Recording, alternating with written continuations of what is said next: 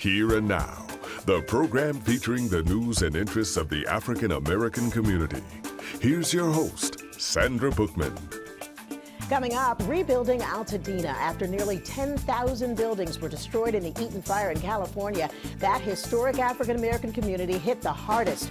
We'll meet the creator of the podcast series To Altadena with Love. Also ahead, the so-called glass cliff. Are top executives of color doomed to fail even if they survive the Trump administration's ban on DEI? From mental health services to youth programs, a look at the center in New York City, a critical lifeline for the LGBTQ plus community. And the new book, Eat Your Age, Feel Younger, Be Happier, Live Longer, from New York Times bestselling author Dr. Ian Smith. That's all ahead on Here and Now. Nearly 10,000 structures were destroyed in the Eaton fire in Los Angeles County in Southern California. One of the hardest hit areas was the historic African-American community of Altadena. So many businesses, so many homes, so many lives destroyed. What does the future look like in a place that was once the state's first black middle-class community? It's now a charred shell of itself. The 5-part limited podcast series To Altadena with Love blends history and the first-hand stories of survivors. Joining us today is the creator and host of this series, Mimi Brown. Very nice to meet you. Thank you for having me. I can't imagine that there was a person in the country watching those homes, these lives burn, that wasn't impacted, didn't feel something, whether it was just dismay, sorrow for these folks that lost everything. But the story of Altadena, I know, really hit African Americans hard, the history of this community. Talk to me about what inspired you to put together this podcast series. Sure. You know, I, as a journalist, I went to Altadena like everyone else. I wanted to capture the story. But when I went there, I realized this is more than just a story. These are many stories.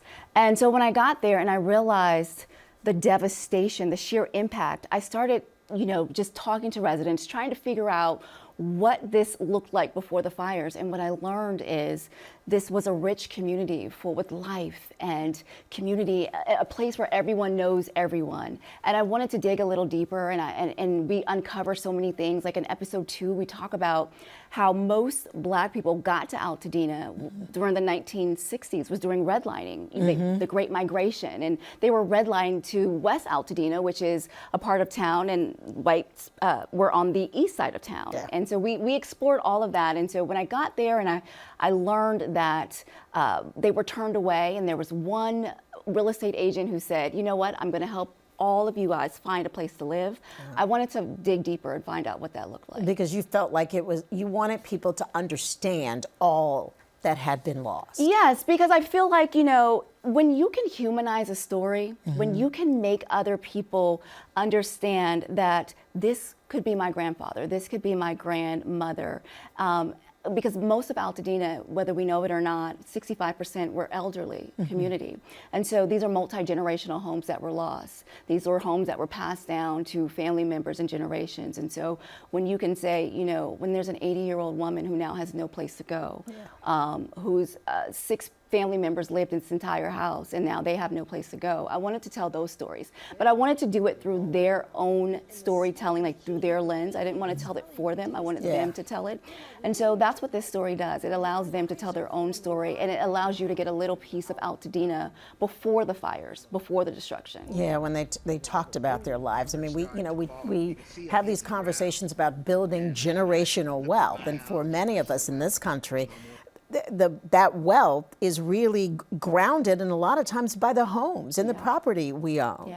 And well, the land is still there, but they've lost possessions. They've lost these homes that you've said have been passed down. So they're, in a sense, starting from scratch. And what we're learning from that is that a lot of people were house rich. And so They bought their house in 1960 for $33,000. In episode 2, we talked to Robert Childs. He bought his home in 1967 for $33,000. It was worth $2.1 million when it burned down. And now fighting with the insurance company to get what it's worth is very different than it would look like, you know, had it not appreciated to the value that it's at right now. And so they're dealing with all of that right now. And then when you started talking to folks, I mean, these are folks that are really in shock.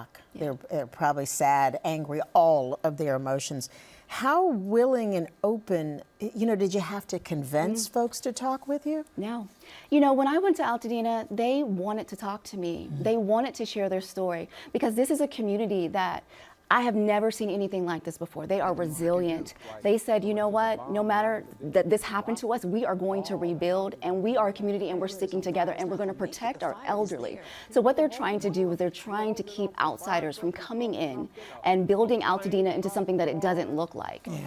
It is a town that it still has a small town feel, and predatory buyers are coming in and they're buying up property, and they want to make sure that they can hold Dena, is what they're calling it, to make sure that it still looks like what it looked like before the fires. History has shown us when there's natural disasters like Katrina or Black Wall Street in Oklahoma, they don't come back the way that they started. And so this community is rallying behind each other. They're holding benefit concerts, they're raising money, and they're trying to make sure that they hold each other accountable, but also hold outsiders accountable for not buying up the land and making it and changing it into something it doesn't look like. Now, Altadena was really hit hard. I mean, it was essentially wiped out. Is there any thought about why it got hit so hard? You know, I think they're still going through that process. I think Southern California Edison is still there's this huge investigation on what actually sparked the fire. You know, Altadena, again, that the west side of Altadena, where most of the African-American population lived, was hit the hardest. And so I think there's some questions there. I think in episode 3, we talk about when the disparities, the alarms came through. The black side of town got the disparities at 3:35 in the morning. The white side of town got it the day before at 7:30, you know? And so I think there's some disparities that they're going to go through and try and figure out what exactly happened during that fire and why some were notified and why others were not. Yeah, and was some of that predicated on how the winds were blowing? I'm just, all of that is part of the investigation. I think all of that is part of the investigation, but you know, when you listen to stories and you hear people say, at 4:45, I was walking through flames to get out of my home. You know, I think the residents have a lot of questions about why they were not notified early enough, even though there's proof that 911 calls came in at midnight, you know, and they still didn't get that How have people reacted, not just the residents of Altadena, but other folks listening to these stories, hearing, you know, about these rich family histories that are now just charred rubble? How are they reacting? You know, this has had a great reaction. I am honored that the world actually is listening to these stories. I've been able to humanize some, like, there was a Victor Shaw who went viral. He was holding his water hose when he passed away. He was trying to save his home. Did he have a heart attack or? No, he was trying to save his home and the flames came and he could not escape. But we talked to Willie Johnson in episode 1, who humanizes Victor Shaw. He tells us his father, Frank Shaw, loved his home, and so Victor wanted to protect that home, right? And so what it does is it changes 9,000 structures burned down. No, these 9,000 structures, they had a name, they had a family, they had a voice. And so being able to humanize these tragedies for people, and it makes them care just a little bit more, makes them hold space for Altadena just a little bit more. I live in Los Angeles, and I did not know 20 minutes down the road was a historic Black community. I don't think that we gave it that much thought, and now that it's gone, we took it for granted. We took it for granted, and now that it's gone, we want to make sure that we do our part to help preserve what's left. Is there any way that people can help? If people want to help, you can go to toaltadenawithlove.com. There's also holddena.org that is raising money to help the community come back, and they're trying to give every resident a $350,000 seed fund to rebuild their home. Yeah, and when you look at that, you said this man bought it for $33,000 all those years ago, now worth more than $2 million. Fighting with insurance companies, and that is a story that is being repeated all over, not only Altadena, but the rest of Southern California as well. Absolutely, because at the same time, there were fires going on everywhere. There's fires in Malibu, Palisades, and Altadena, and now with, you know, tariffs and all things like that, they're going to have a harder time rebuilding. And so what we can do to help this community in any way possible, we want to make sure that we do it, because historically, again, we've known that certain communities don't get all the help that they need versus other communities. And so it's very important to hold Altadena and hold space for Altadena and help them. Hold on to that legacy. Absolutely. Yeah. Absolutely. Mimi Brown, you're an Emmy-nominated journalist. You've done an excellent job. Thank you. And it's always nice to do what we all want to do in this profession, shed light on things that need to have a spotlight on them. Yes. To AltadenaWithLove.com. You can listen to the podcast series. And if you've got some money, you can donate to these families. You know, I think if you really want to help Altadena, you can go to heydena.org.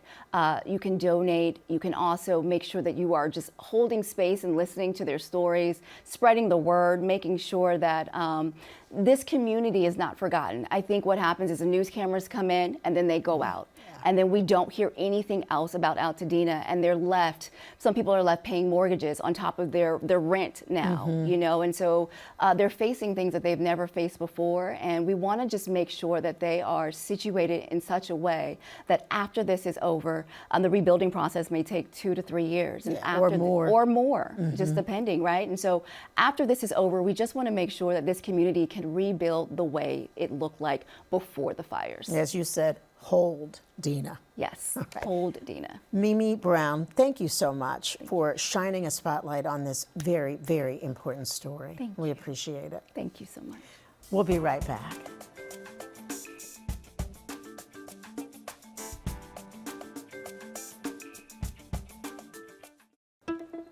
President Trump's series of executive orders banning DEI, diversity, equity, and inclusion, is having a major effect on corporate America. And research shows that Black executives, especially women, don't get the same support as their white counterparts. Their success considered breaking the glass ceiling, and that may be doomed by the so-called glass cliff. Here to tell us more is Diane Morales, founder and president of Still Rising, and Cynthia Renta, executive director of Girl Be Heard.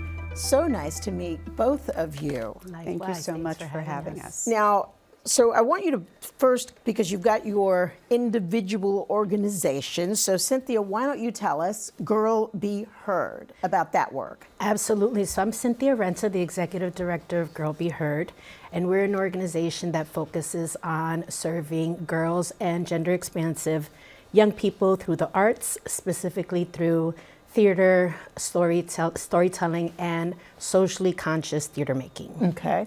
And Diane, Still Rising. Yes. So Still Rising is an organizational management consulting firm that also has an expertise in supporting the pipeline of Black and brown leaders in executive positions. So the two of you, talk to me about this concept of the glass cliff. Because that cliff has been there for a while. That's right. I love you saying that's right. So both of you at different points in your careers have experienced that sort of, you know, just hitting your head on the ceiling and then falling off the cliff because of a lack of support. Is that essentially what we're talking about? That's exactly right. I spent decades as an executive in New York City in various social impact organizations, which is part of what compelled me to do the work that I'm doing right now, because I have firsthand experience of what it feels like to actually make it and then find yourself without having the supports and the resources that you need. And we saw during the sort of social justice movement after George Floyd's murder, we saw an increase in the number of Black and brown leaders that were promoted into executive roles, but we did not see the proportionate increase in the supports that they needed to succeed in those roles. And so that, you know, the phenomenon that's been called the glass cliff has sort of become that much more prominent in recent years. But you're right, it has existed for a really long time. So Cynthia, what the two of you are trying to do is to call attention to this. That's right. and this is just not something somebody came up with in their head because they didn't, make it as far or succeed or climb the ladder the way they thought this is a real issue. That's right. And the DEI ban that President Trump has essentially instituted through executive order, what is the impact of that kind of thing on the work that you two were trying to do? Well, currently, tangibly, we have definitely lost federal funding for some of our programming. The work of Girl Be Heard has not only existed within the United States, but also beyond. We have had Caribbean programming in Trinidad and Tobago, and as part of the ban, the federal funding that was supporting that particular program has been currently impacted. And so what I'm seeing with my other colleagues in the field is also just news stories about mass defunding of very critical work. Just recently, colleagues within the social service sector that are providing very critical supports for young people. And so in terms of the work of Girl Be Heard, we are certainly leaning into the pipeline of mentorship. And the work of Girl Be Heard specifically has been about supporting and creating artivists, so artists that also are hybrid of sorts with their activist work, and creating a platform for them so that they can amplify their voices. To your question, Diane's question, at the beginning of the conversation, when I think about some of the challenges that the young people are experiencing right now, to be able to situate their challenges and their stories within the social justice context really allows for a level of self-compassion, self-awareness that really centers healing, self-empowerment within the context of the challenges that we're seeing across the nation and beyond. So what, you've each got your individual programs, but I'm assuming the effort here really is to call attention to this issue, especially among, as you said, it tends to hit women of color harder, and sort of galvanize them to, one, acknowledge what's happening, but also figure out a way to support each other in the absence of the support you would anticipate getting? Yeah. Is that what I'm? Yeah, I think that's right. I mean, I think there's a sort of call to action for a variety of different stakeholders that would normally be involved in this work and in supporting leaders of color.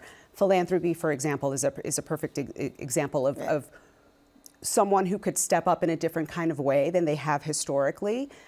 Historically, one of the things that's true for philanthropy in supporting organizations like Cynthia's is that when a new leader comes in, they kind of pull back and say, well, let's wait and see how this leader does before we continue to make this investment.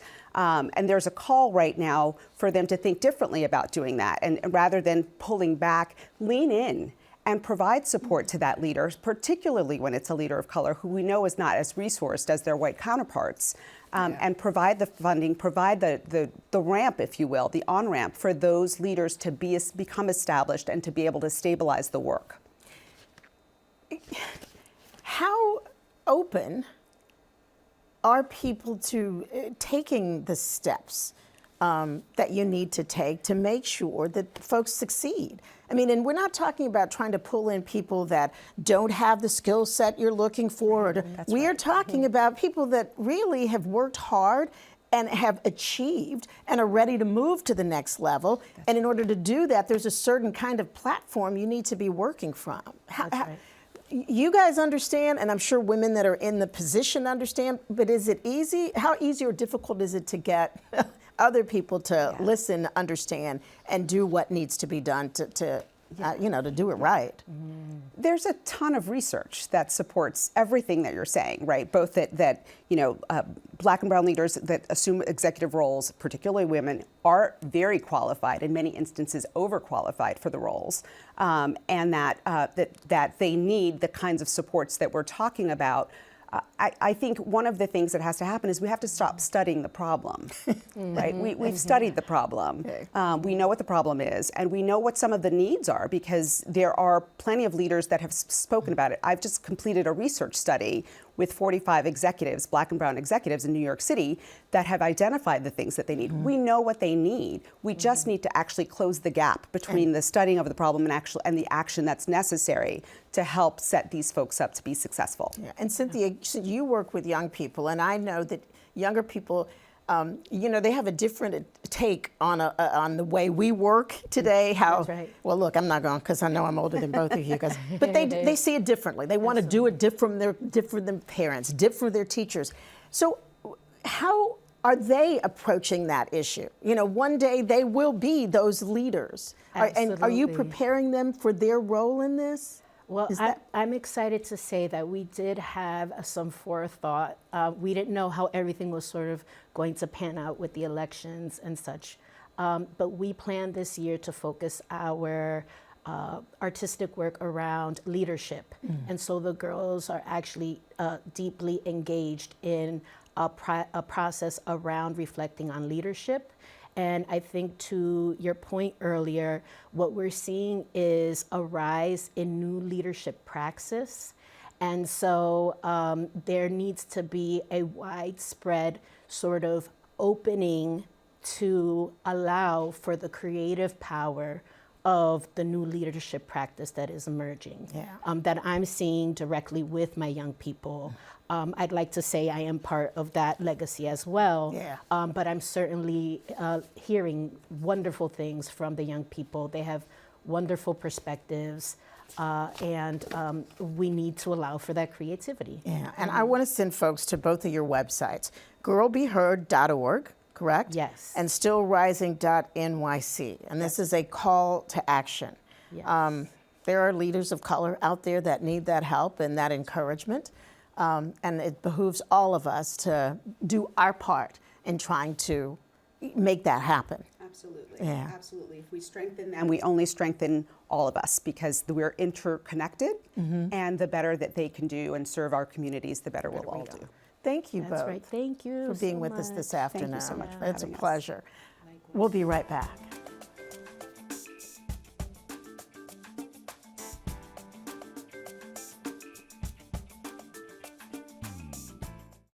According to the Child Mind Institute, gay youth are at a higher risk for mental health challenges like depression, anxiety, even attempting suicide. From mental health services to youth programs, the center in New York City is a critical lifeline for the LGBTQ+ community. Here to tell us more is CEO of the Lesbian, Gay, Bisexual, and Transgender Community Center, Dr. Carla Smith. It is great to see you again. Thanks for having me. You are always on the right side of everything, are you not? Of course. You know, I'm pat trying to yourself be. on the I try back. to be. Give myself a little pat. So we just talked a little bit about it off camera.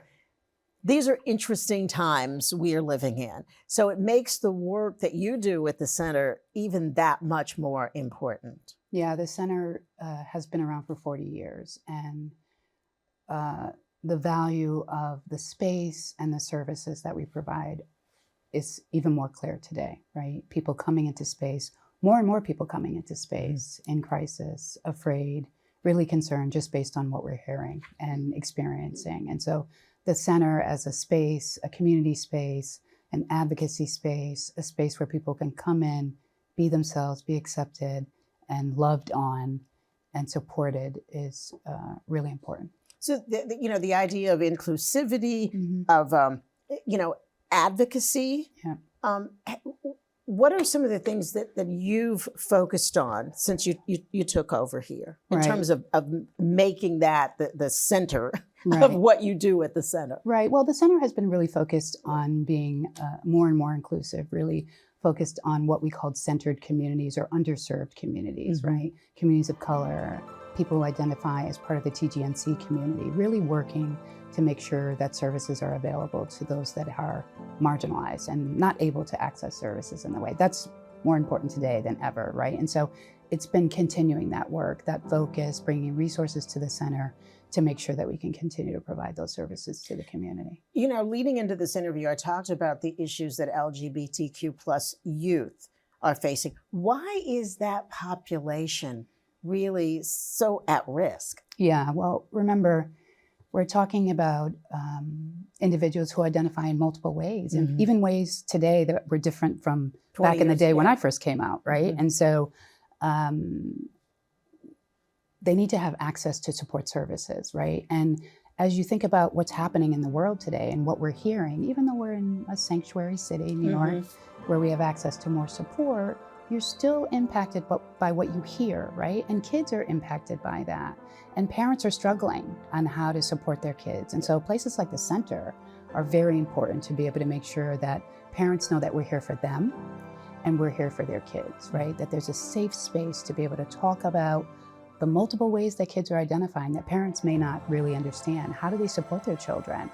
And to be able to cope with the fear that comes out of hearing the constant onslaught of attacks, especially against kids who identify as part of the trans community, right? And so making sure that they know there's support for them here at the center, which is what we're doing. And have you lost any funding or that you guys depend on to do the work that is so important? Yes, like other organizations in our sector, we have lost some funding and we have other funding at risk. So recent notifications to us, same day notification, your funding is ending today, as many other organizations are experiencing. We have about $3 million on the line right now that we know is federal, direct, or pass-through funding that is at risk. I was just reading some things that came out today around crime victim funding that is at risk, and redirecting that funding away from DEI communities, right? And so that includes LGBT identified people. And so we are at risk of losing $3 million in total, which would have tremendous impact on our community, our ability to provide life-saving services. So talk to me about some of those services that, not only services that you provide that make a difference in these lives, but also some of these services that you will struggle to be able to provide if you lose that money. Yeah, well, HIV prevention, education, testing services are at risk, of course. We've heard around sort of efforts to and desires to reduce that funding. Mental health and substance use services are on the line. So being able to provide services to the kids we were talking about in terms of mental health support for kids who are in crisis. There's a crisis line. The crisis line is on the line, right? That funding is on the line. And so kids may not be able to call into that crisis line because they might not be able to get that support. That's not our funding, but that is funding that's on the line. Wellness services in general are services around crime victim services are at risk. So survivor support is at risk. So victims of domestic violence, hate violence would not be able to access support from the center if we lost that funding. And are there some things that you guys are doing, knowing that this could be coming down the line, I guess, to try to secure funding from other areas, or, do what a lot of people have been forced to do these days? You just tell people, we need help. If you like what we're doing, we need your help. Yeah, of course, we're doing all those things. So we're taking a sort of multi-pronged approach of we have really great partners in this space who are stepping up and stepping in and providing additional support. And we're asking them for support. We're talking to foundations around who may have given us restricted funding, who are unrestricting that funding and considering doing that so we can be more nimble if things change from the federal perspective. We're also out there talking about needing additional support, right? To make sure that in the event we lose more funding than we've lost now, we can gain access to that. We are also doing scenario planning. So in the event we lose this funding or this funding or this funding, what do we do? How do we reduce services if we need to, or figure out how we can supplement those costs with other resources? Yeah, you talked in a general way about the services that you provide. I know that you have an insurance enrollment service. You've got wellness services. Talk to me about the Youth Drop-In Center, Connect and Chill. Connect and chill, be in community, be with other people who identify like you or differently, to have conversations, learn from one another. They can access our Economic Empowerment Center, get on the computers, look for jobs, look for colleges, get support. Some people come in with no place to go. They may need housing support, connecting them to entitlements, things that they may need in terms of services or insurance.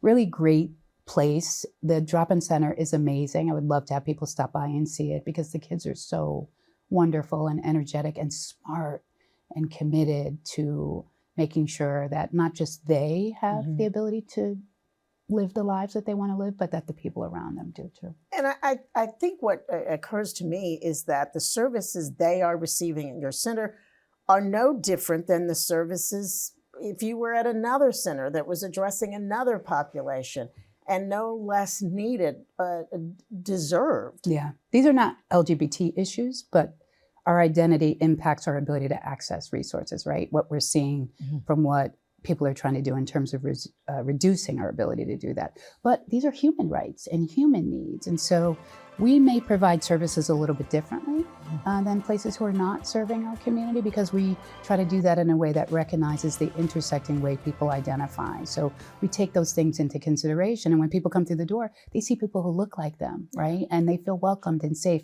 And it's done in a non-medical environment. So our mental health program, it's not in like a hospital or that type of sterile environment. Those are great places, right? But it's in a different, safe space that people are used to being in. So they feel comfortable being open and talking to each other and getting support. And before I let you go, of course, Pride Month is coming up. Yep.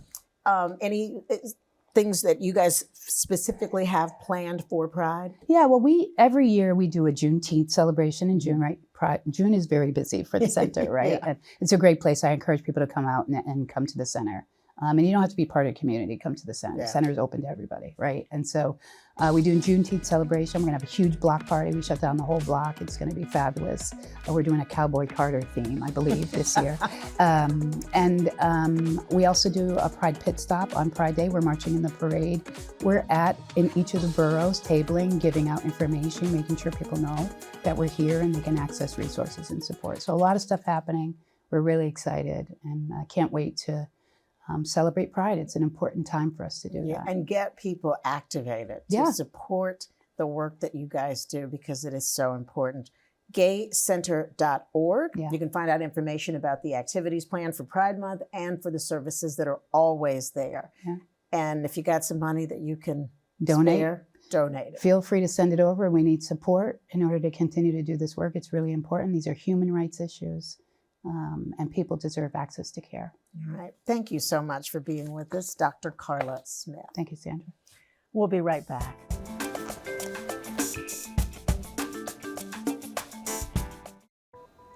Experts say by 2035, AI, artificial intelligence, will eliminate many jobs. We're talking about jobs like fast food cooks, cashiers, cab drivers.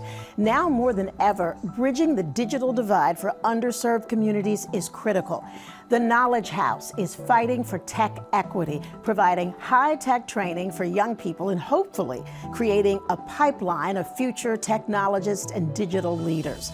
With us today is the co-founder and CEO of the Knowledge House, Geraldine Rodriguez-Williams, along with Davon Blanks, a graduate of their web development program. Thank you both for being with us this afternoon. Thanks for having us. So, Geraldine, why don't you start by talking to us about the mission of the Knowledge House? Absolutely.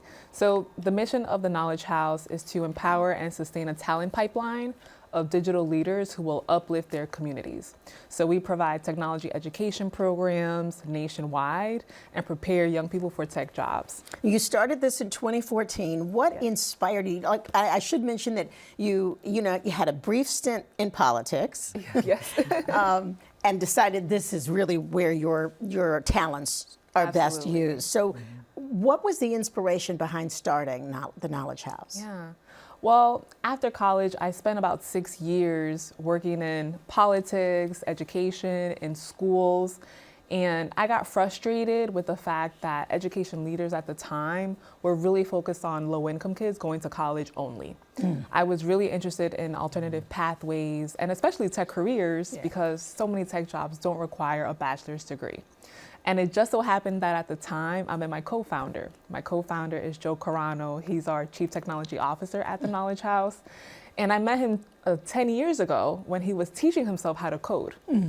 And I got to witness him go from a minimum wage job to 6 figures after he taught himself Python. And I said, wow, we need to replicate this experience, this life-changing experience for the young people in the Bronx to make sure that youth have opportunities just like Joe did. Yeah, and Davon, I want to bring you into the conversation. this is one of those students. Absolutely. We're so proud of Devon. So when did you come to the Knowledge House? So I came into the Knowledge House in the fall of 2023, and I applied to the web development track. And for me, like what motivated me to start with the Knowledge House is, for me, it was more of like getting involved with blockchain and cryptocurrency. And I recall I was doing a different digital program, and I saw, I came across a question that asked me what is API, and I was so confused about that. And then that's where I took a step back and decided that, okay, it makes sense that I should go to the pathway towards web development. So from there, I was looking through other programs, and then the Knowledge House popped up because, for one, it was remote, which really aligned with my schedule. It was part-time. It was a one-year program, and it provided incentives for me to really dive in deep in my studies. So it provided that financial cushion that allowed the stability for me, as well as continue on with my studies.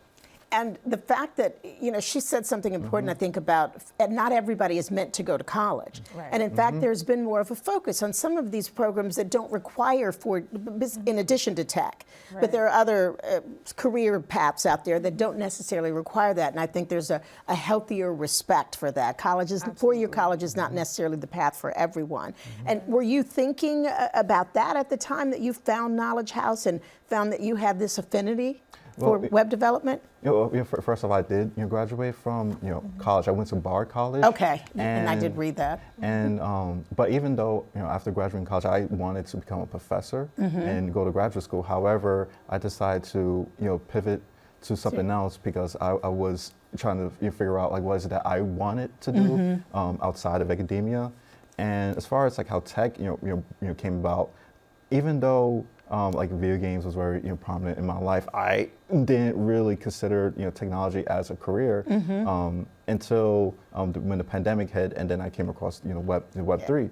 So with that in mind, that's what prompted me to go towards that direction. To get involved. Yes, again. And Geraldine, so who is the age range that your program is focused on, and how do folks generally come to the Knowledge House, these young people? Yeah. So our target population are young people who are low income. So what's great about the Knowledge House... When we say young people, what age are we talking about? Yeah, so most of our students are 18 to early 30s, especially for our job training program. But what makes the Knowledge House so unique is that we do offer programs across the learning pathway because we want to provide digital empowerment to all people. So we also have a youth program that focuses on high school students to make sure that we are starting as early as possible with tech exposure. We have the Innovation Fellowship, which is the program that Devon participated in. That's the workforce development program that offers web development training or cybersecurity or data science. And since the pandemic, we've even started to offer digital literacy programs to senior citizens, to families, just the general public, so that no one gets left behind, because everything is about tech right now. I found that during the pandemic, there were a lot of college enrolled students that wanted job training. Their colleges just were not preparing them for the future of work. And so we saw our target population change a little bit, where now we have students that are in college, out of college, have dropped out of college. They're just looking for a second chance to enter that tech career. And is there cost? Oh, the program is completely free. So as Yvonne mentioned, we actually incentivize students with a stipend to help them with their very basic living expenses. So our students get a few $100s a month as they persist through the program. And then that really helps folks stay retained. Yeah. Devon, what would you say to somebody that's maybe hearing about the Knowledge House? They are trying to assess where they're going. What would you say to them about the program and what it's meant for you and your career? Well, first off, it provided tremendous support throughout my experience. Because there are at times when young folks, or all folks that are pursuing a career within tech, there's that imposter syndrome. Like there is that concern that they won't be able to persist because there's so much to learn, so much to navigate. But the instructors, the career staff, and everyone else within TKH provides the support needed in order to continue on with the journey with becoming, a software engineer, which is my interest, along with other tech career interests. And when you say a web developer, for somebody that doesn't know exactly what that is, they're listening and thinking, what is that? So web development is basically you're creating a web application. So when you go on the internet, type up google.com or any other website, the interface, the visuals that you see, that's something that which people like myself build and create. Yeah. So it provides the functionalities, interactivity, and etc. But we go even beyond web development. We also create mobile applications and other forms of applications that require a digital interaction between a user and the product itself. Yeah, and that is so important for young people to understand that they don't just have to be consumers of this technology. You can create it. 100%. Yeah. That's why we really started the Knowledge House, understanding that youth are digital natives, right? Like you have little kids on YouTube as soon as they're 1 year old. And so since folks are on social media, on YouTube, really creating content, why not create the products that we use every single day? And that within you have the ability to do that. It's not so far beyond, your talent. Yeah. If I send folks to the knowledgehouse.org, they can find out how they can take advantage of the program. And you said, I know you've got a headquarters in the South Bronx, absolutely, but you're offering this service in different cities, correct? Yeah. And how far spread are you? Yeah. So right now we have our office headquartered in the South Bronx. Our programs serve all of New York City and Westchester, but also Newark, New Jersey, Atlanta, Georgia, Los Angeles, California, and the Washington, D.C., Baltimore area. All right. So we're really excited to be expanding nationally. And if folks go to our website, they can learn more about our programs, our volunteer programs, how to get involved. If you're not a student, you just want to support the organization. And right now, we have applications open for our high school program, our Kareem Carbouche Coding Fellowship program, which is co-founded by French Montana. So anyone who is a high school student, sophomore and up can apply right now, and that program starts in the summer. All right. Thank you both for being with us this afternoon. It is important work, and I suspect a lot of people would like the opportunity to learn some of the things you're teaching there. Thank you both very much. Sandra Bookman and Here and Now will be right back. You may not look your age or even act your age, but there's no way around it. We are all aging, and while getting old may be inevitable, feeling old is not. That is the message in a new book, Eat Your Age, Feel Younger, Be Happier, Live Longer. And it includes a 30-day customized meal plan for each decade of your life. Here to tell us more is New York Times best-selling author, Dr. Ian Smith. It's great to see you again. In person? Yes, Love that, in person. Right? It's good to see you. And I tell you, when you come, I always feel guilty about my love of Captain Crunch. You should. But I don't buy it. Listen, I tell you all the time, when you're around me, never feel guilty because I eat almost everything and I believe in doing things in moderation, and you have to live a little in life. So don't take yourself too seriously. I'm looking at the size of your thighs. You're not eating almost everything. That's called the gym, by the way. That's the gym. All right. I feel even guiltier now. Ian, you've written so many books about health and eating, and it's always excellent advice. This one was really interesting to me because you're telling us there are certain ways we can eat in each decade, or likely should be eating in each decade of our lives, to address, I guess, future issues and overall health. Yeah, the book starts in the 30s, that decade, and goes to 60s plus. And the idea behind it is that every decade presents different challenges for us from a medical standpoint, a health standpoint. And food really is that medicine. And so you can actually curtail your food to prevent illness and to actually treat illness. And so what I wanted to do was to give people a real deep dive of, for each decade, these are the top 10 diseases you should be concerned about. These are the symptoms. This is what you should know is coming. And then here are some foods that can help you. Here are some exercises that can help you. Oh, and here's some tests you should take. So it really gives people a nice broad array of how to improve their overall wellness per decade of their life. And what you're saying is this really does bolster you when it comes to the aging process? Yeah, you know, aging is inevitable. I mean, the body ages. It's like a car. The car ages, but some people have nice old cars. And the reason why those cars are nice at an older age is because they've taken care of it. Yeah. You know, they've changed the oil, they've checked the engine, they've done the services, changed the tires, rotate them. We have to do that to our body. We have to allow ourselves the ability to age, but also to lubricate ourselves, and we don't do that. And so this book says to people, getting old does not mean that you can't exercise, that you can't enjoy things you enjoyed in the past. It means you need to be smart about how you preserve your body and also how you apply your body. Some exercise you were doing in your 30s, probably not great for you in your 60s, but you still need to exercise just a little differently. Yeah, that was a great analogy. It actually was. I think I'm not lubricating myself with the right things. That's right. Probably. That's right. So let's talk about the different decades. I'm going to start with the fantasy because I want to go back to being 30. It's not going to happen. Yeah. So what should you be eating in your 30s? Well, 30s is a foundational decade, right? And so you're really setting yourself up. When I talk about 30s, the first thing I think about is calcium.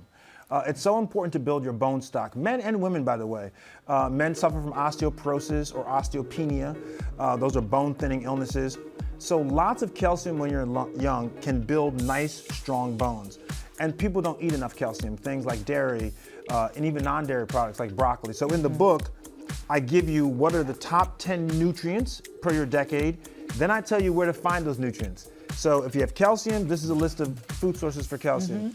And I think that's what people need to go through. Also, iron's important. A lot of young people develop what's called iron deficiency anemia. And iron's important because it establishes the protein in our blood called hemoglobin, which carries the oxygen. So if you don't have enough iron, you decrease your oxygen carrying capacity in your blood, and then you have problems breathing, you have anemia. And so iron is also a big thing. And so when I look, there are other things obviously in your 30s, but when I think about my 30s, I think about iron and calcium and building yourself up from there. So let's skip to the 50s. Yeah, that's my decade. Okay. Yeah, I'm in the middle of it. So the 50s really is about understanding that your gastrointestinal system is slowing down, number one. People talk about constipation. The GI, the gastrointestinal tract, its mobility, how it moves. When your GI tract moves properly, then you have normal kind of habits. When it doesn't move well, then your habits slow down and becomes difficult. So fiber is important. Fiber keeps you regular. It's very important. Most Americans are consuming about a third of the amount of fiber that they actually need. It's really problematic. And so that's one thing. So fiber is a big thing. Also things like omega-3 fatty acids. They're heart healthy and they're brain healthy. And so in your 50s, you want to start thinking about heart disease and omega-3s are great for that, very protective. I want to say 60s, but now you're getting really close to home. 60s plus. Listen, the biggest thing I think for 60s is protein. Because people don't understand that muscular development as you age is important. Everyone thinks it's cardio. And cardio is good. Walking and riding a bicycle, those are nice things. But people have muscle atrophy, which means that their muscles thin. And the reason why we need muscles as we age is threefold. One, muscles increase our metabolism. So you want to, lose weight or maintain your weight, you got to keep your metabolism burning. That's what muscles do for you. Number two is balance. The reason why a lot of people, as they get older, fall is because they're off balance. Or when they go on uneven ground, they can't catch themselves like they normally could. That's because there's disparity in their muscles. Their muscles and their extremities are weak. And lastly, people have to understand with muscles is joint pain. People say, oh, my joints are aching. Well, joints tend to ache more when you aren't strong around your muscles aren't strong around the joint. So there are other things at that age, but protein to me is one of the most important things as we age because you have to keep developing muscles, and protein is the building block of muscle. My producer is telling me that I left folks in the 40s. I was trying to give them something that they needed to read. So let's roll back to let's go back. the 40s briefly. Yeah, monounsaturated fatty acids, MUFAs, we call them.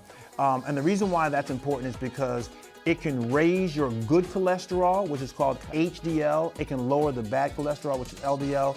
You can find it in things like extra virgin olive oil.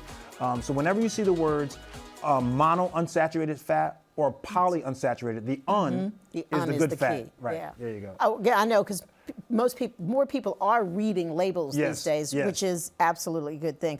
What I love about your books, and I can say this about just about all of the, the medical health-related books, is that your advice is doable and simple. It doesn't involve buying a whole lot of stuff that we generally will buy the things that we need or should be eating, and a lot of times it's going bad in the fridge. I have a or rule. It's not being cooked.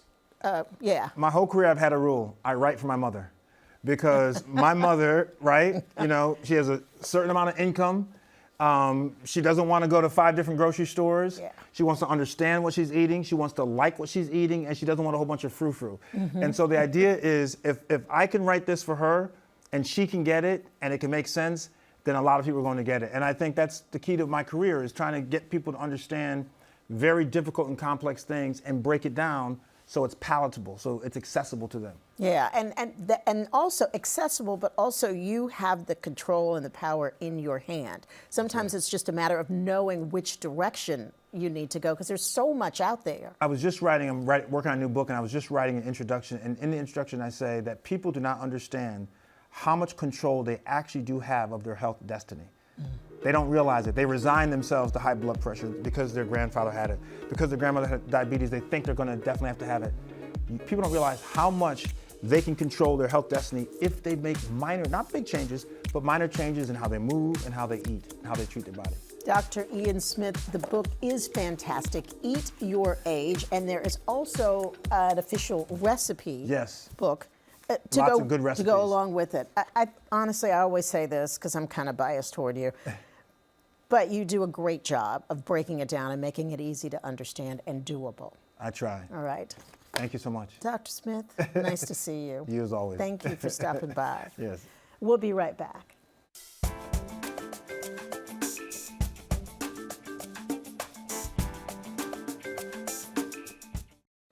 Thank you for joining us on Here and Now. If you missed any portion of today's show, you can watch at abc7ny.com/here and now, or listen to our podcast wherever you subscribe. If you'd like to comment or share your story, email us at hereandnow@wabc.com or follow us on Facebook and Instagram. I'm Sandra Bookman. Enjoy the rest of your day.